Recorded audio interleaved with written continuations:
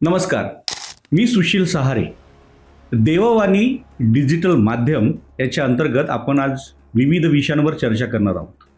आजचा आपला जो फार महत्त्वाचा आणि गंभीर विषय आहे तो म्हणजे खड्ड्यातील रस्ते. सॉरी रस्त्यातील खड्डे.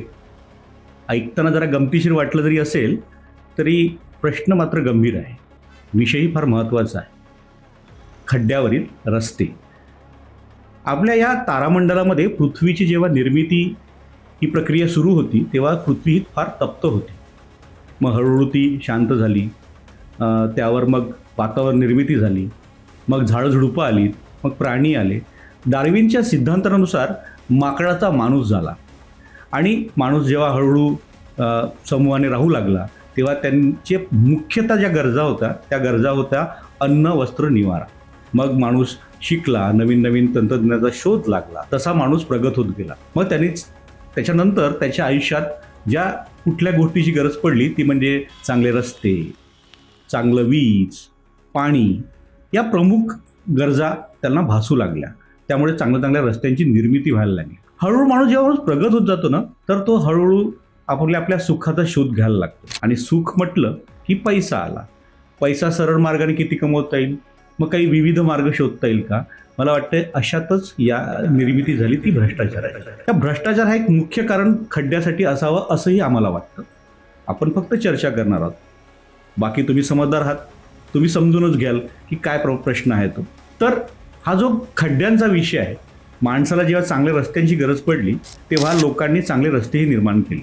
तुम्हाला साधं उदाहरण देतो. आपल्या चंद्रपुरामधला विजय टॉकीजचा जो रस्ता आहे तो त्यावेळी असणाऱ्या नगरसेवकांनी इतका सुंदर बनवला की त्याला तोडण्याचे असंख्य प्रयत्न झाले पण तो रस्ता तुटू शकला नाही.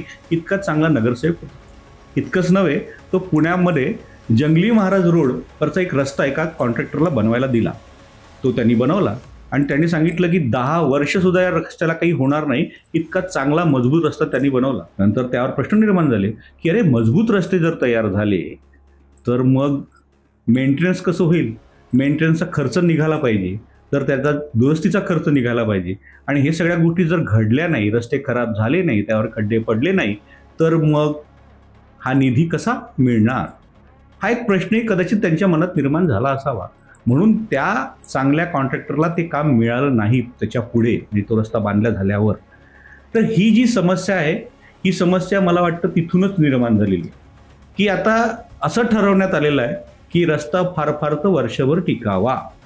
मला वाटते हा कुठला तरी पॅरामीटर असावा, त्यानुसारच कॉन्ट्रॅक्टरला मला वाटतं रस्ते बनवण्याची जबाबदारी दिली जात असावी. याचं कारण असं आहे की तुम्ही बघता एकीकडे काम सुरू होतं, छान सुंदर रस्ता तुम्हाला दिसतो, लोकांना वाटतं की छान किती सुंदर रस्ताला. मग एक पाऊस येतो आणि तिथे एक छोटासा खड्डा तयार होतो. मग हळूहळू तो खड्डा वाढत जातो, मोठा होतो. लोकांना ते दिसत असतं, अरे लोक त्या खड्ड्याच्या बाजूनं जातात, पहिले त्या खड्ड्यातून जातात, मग बाजूनं जातात. हळूहळू खड्डा इतका मोठा व्हायला लागतो की लोकांना पर्याय नसतो, मग तिथून जाणं सुरू होतं. बरं, लोकांना हे सगळं दिसत असतं, कळत असतं, पण लोक ह्याचा काहीही विचार करत नाही. हा माझा सगळ्यात महत्त्वाचा प्रश्न आहे की लोकांना हे का वाटत नाही की याच्यावर काय झालं पाहिजे. कदाचित लोकांना असं वाटत असेल की ही आपली समस्या नाही आहे. मग ही समस्या कोणाची आहे? मला वाटतं जो कॉन्ट्रॅक्टर किंवा जो व्यक्ती हे रस्ता बनवत असेल, मला त्यालाही हा प्रश्न विचारावासा वाटतो. मान्य आहे की तू पैसे कमवले असतील, तू चांगलं व्यवस्थित स्वतःचं मेंटेनन्स करतील, पण तुझे असंख्य नातेवाईक आहेत, तुझे असंख्य लोक आहेत, ते सुद्धा या सगळ्या घाणेरड्या रस्त्यावरून त्याला सुद्धा जावं लागत असेल.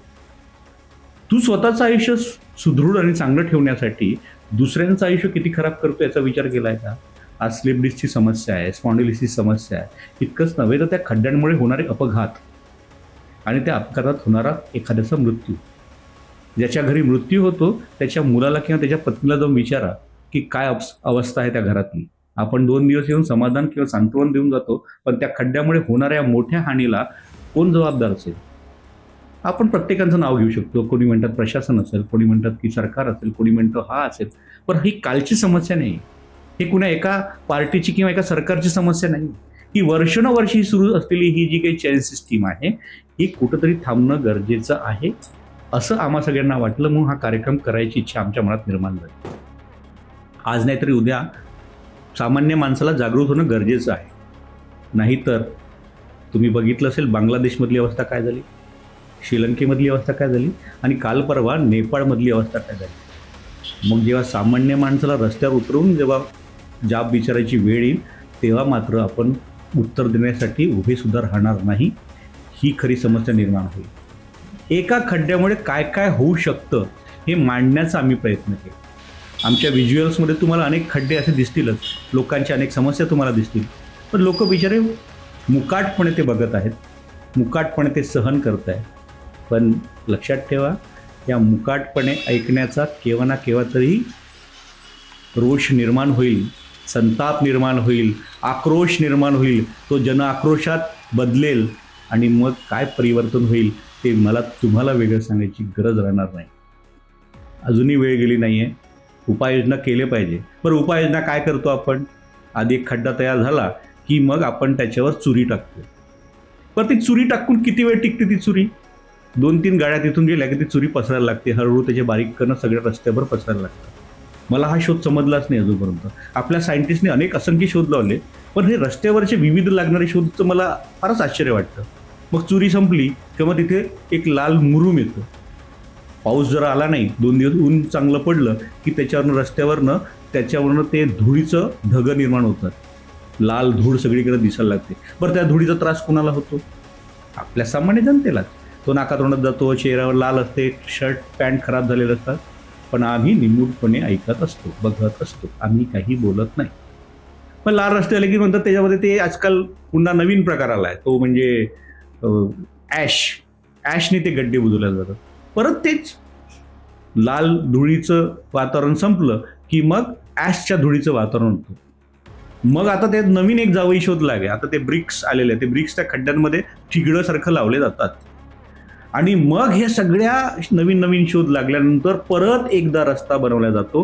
पुन्हा रस्ता बनवताना पुन्हा लोकांना त्या ट्रॉफिकच्या समस्या, त्या रस्त्या बनवत असताना होणाऱ्या वळवून जाणाऱ्या रस्त्याच्या समस्या, अशा असंख्य समस्याला तोंड देत तो बिचारा माणूस तो रस्ता चांगला तयार होण्याची वाट पाहतो. आणि एकदा तो रस्ता तयार होतो, पुन्हा एकदा सगळ्यांच्या चेहऱ्यावर आनंद येते की रस्ता परत तयार झाला आहे.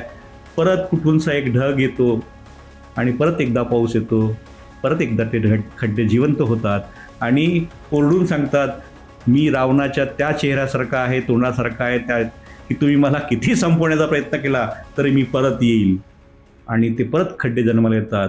6-6 महिन्यांनी जन्माला येतात. कुंभकर्ण 6 महिने झोपायचा आणि 6 महिने जागा राहायचा. आमचे खड्डेही असेच झोपतात, पुन्हा जागे होतात.